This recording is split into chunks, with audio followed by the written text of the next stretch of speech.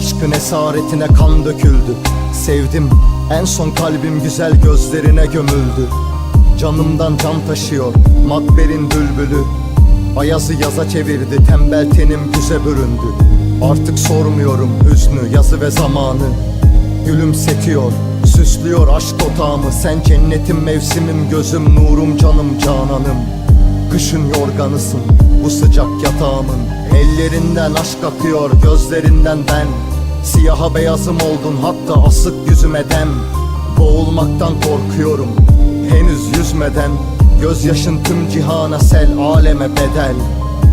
Güne afitap gülümsemen, geceme ay sen yaradanın bir armağanı. Bu ömre pay, sen ki haftanın her günü. Sanki bozuk zemine ray, al gözümden baharı kadın, 12 aya da yay.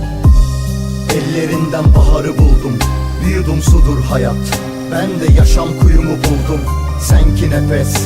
Ben oksijenimi buldum, ben bir kurak araziydim evvel ve kar demetimi buldum. Ellerinden baharı buldum, bir yudum sudur hayat. Ben de yaşam kuyumu buldum, sen ki nefes. Ben oksijenimi buldum, ben bir kurak araziydim evvel ve kar demetimi buldum. Buradasın, hissediyorum. Şeytan önüme geçip pisledi yolu. Merak etme, temizletiyorum sana bu parçayı, birkaç yüz metreden dinletiyorum. Cennet kokuyor odamın içi. Sen olmasan ben hala hiçim, adettendir. Gel de gör şu haykırışlarımı. Seni kim vermiyor, hangi kodumun piçi? Sen gelince bahar geldi, elbet düzeliriz. Sen önce zaman ver bir, kendi başıma düşmanım ben. Bu büyük harbi, şikayetçi olmadığım o kahpe zaman verdi. Ah, elime bir geçersen severim. Sen varsan bağlı hayat kemerim.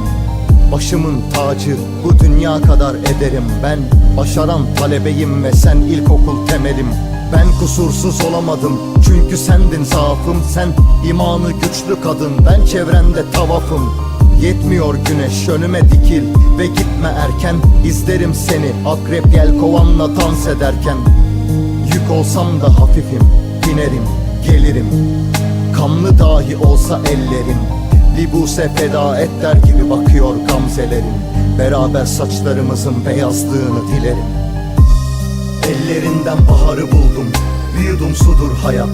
Ben de yaşam kuyumu buldum, sen ki nefes. Ben oksijenimi buldum, ben bir kurak araziydim evvel ve kar demetimi buldum. Ellerinden baharı buldum, bir yudum sudur hayat. Ben de yaşam kuyumu buldum, sen ki nefes. Ben oksijenimi buldum, ben bir kurak araziydim evvel ve kar demetimi buldum.